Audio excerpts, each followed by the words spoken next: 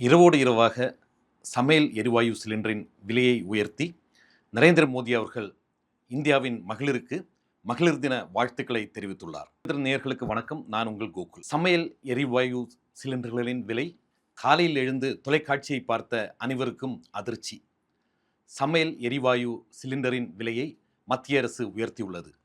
நம் வீட்டு உபயோகத்திற்கு பயன்பெறும் சிலிண்டரின் விலையை 60 ரூபாயாகவும், ஹோட்டல்களில் பயன்படுத்தப்படும் சிலிண்டரின் விலையை 110 ரூபாயாகவும் மோடி அரசு உயர்த்தியுள்ளது.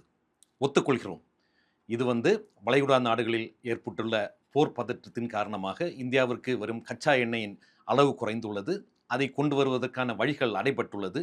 ஆதலால் இதை உயர்த்தித்தான் ஆக வேண்டும். ஆனால் ஒரு வாரத்திற்கு முன் தான் இந்திய அரசு அறிவித்தது, எங்களிடம் போதுமான அளவுக்கு எரிவாயு உள்ளது, அடுத்த 4 வாரங்களுக்கு கவலைப்பட தேவையில்லை என்ற ஒரு அறிவிப்பை வெளியிட்டது. ஆனால் ஒரு வாரத்திற்குள்ளாகவே சமையல் எரிவாயுவின் விலையை மத்திய அரசு உயர்த்தியுள்ளது. உங்களுக்கு எல்லாருக்கும் தெரியும், வளைகுடா நாடுகளிலிருந்து நமக்கு எண்ணெய் கப்பல் வழியாக வர வேண்டும் என்றால் ஹோர்மஸ் ஜலசந்தியை கடந்துதான் வர வேண்டும். இங்கு ஏற்கனவே பல கப்பல்கள் தங்கி கிடக்கின்றன. அவர்களுக்கு பயணம் செய்ய முடியாமல், ஏனென்றால் ஈரானின் தாக்குதலுக்கு பயந்து, அந்த அச்சுறுத்தலுக்கு பயந்து இவை அனைத்தும் மங்கியுள்ளது. இந்தியாவை சேர்ந்த, இந்தியாவிற்கு சொந்தமான 38 கப்பல்கள் அந்த வழியே வர முடியாமல் தவித்துக் கொண்டிருக்கின்றன. மேலும் ஈரானின் தாக்குதலுக்கு உட்பட்டு 2 இந்திய மாலுமிகள் தங்கள் உயிரை விட்டார்கள். அதற்கும் மோடி அரசு எந்த கவலையும் படவில்லை. அவர்கள் அதை கண்டுகொள்ளவும் இல்லை. இவ்வாறாக நமக்கு வரவேண்டிய கச்சா எண்ணெய் வருவதற்கு தடங்கல்கள் பல இருக்கின்ற காரணத்தினாலே எரிவாயுவின் விலை உயரத்தான் செய்யும். இன்று கேஸ் சிலிண்டரின் விலை உயர்ந்து விட்டது. நாளை பெட்ரோல் டீசலின் விலையையும் இவர்கள் உயர்த்துவார்கள். இதற்கு என்னப்பா, மோடி என்னதான் செய்ய முடியும், ஏன் மோடியை குற்றம் கூறுவீர்கள் என்று நீங்கள் கூறுவீர்கள். அதற்கு 2 காரணத்தை கூற முடியும். ஒன்று, இன்று இந்த உலகளவைய இந்த ஒரு பிரச்சனைக்கு மோடி அரசு மௌனம் காப்பதும் இதற்கு ஒரு காரணம்தான். இது ஆரம்பித்த நேரத்திலே இந்தியா ஒரு தலைப்பட்சமாக அமெரிக்கா, இஸ்ரேலுக்கு ஒரு ஆதரவு நிலைப்பாட்டை எடுத்து இந்தியா எப்பொழுதும் கடைபிடிக்கும் ஒரு நடுநிலைத்தன்மையை இழந்து விட்டது.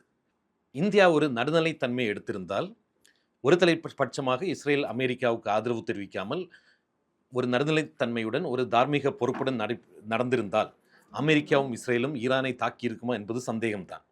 ஆகையால் மோடி இவர்களுக்கு தெரிவித்த ஒரு ஆதரவும் இன்றைய நிலைமைக்கு ஒரு காரணமாக இருக்கிறது. இந்த நிலைமையின் காரணமாகத்தான் இன்று பெட்ரோலிய பொருட்களின் விலை உயர்ந்திருக்கிறது.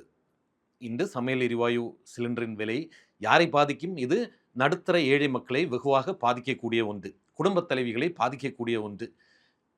நமது உணவருந்து செல்லும் ஹோட்டல்களில் இனி அந்த விலையை உயர்த்தி விடுவார்கள். ஆகையால் அங்கு ஹோட்டல்களில் சென்று நாம் உணவருந்தும் போதும் அதன் தாக்கம் ஏற்படுத்தும். அது நம்மை பாதிக்கும். 2வதாக, இதை எவ்வாறு தவிர்த்திருக்கலாம்?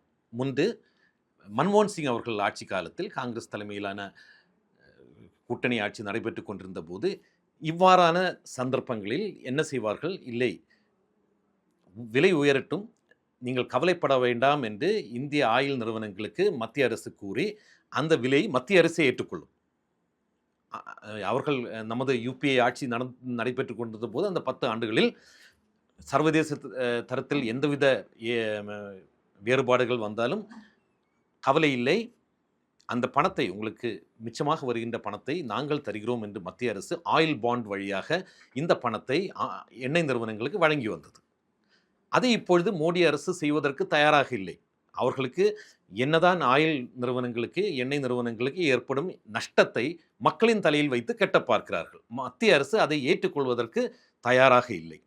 மேலும் இந்தியாவின் கொள்கை, வெளியுறவு கொள்கை, வர்த்தக கொள்கை இதற்கு ஒரு காரணமாக அமைந்துள்ளது. இந்தியா ரஷ்யாவிடம் இருந்து கச்சா எண்ணெய் வாங்கி கொண்டிருந்தது. அதை திடீரென்று அமெரிக்காவின் நிர்பந்தத்தின் பேரில் நிறுத்த வேண்டிய ஒரு சூழ்நிலை ஏற்பட்டது. இப்பொழுது 2 நாட்களுக்கு முன் அமெரிக்காவின் கருவூலகத்தின் தலைவர் அவர் என்ன கூறியிருக்கிறார்?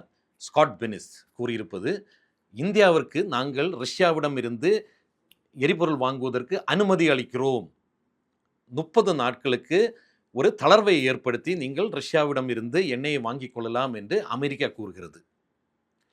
நினைத்து பாருங்கள், நமது நாடு சுதந்திர நாடு, ஒரு குடியரசு நாடு, நமக்கு அமெரிக்கா தளர்வை ஏற்படுத்துகிறதாம், நமக்கு அனுமதியை தருகிறதாம். இதற்கு காரணம் என்ன?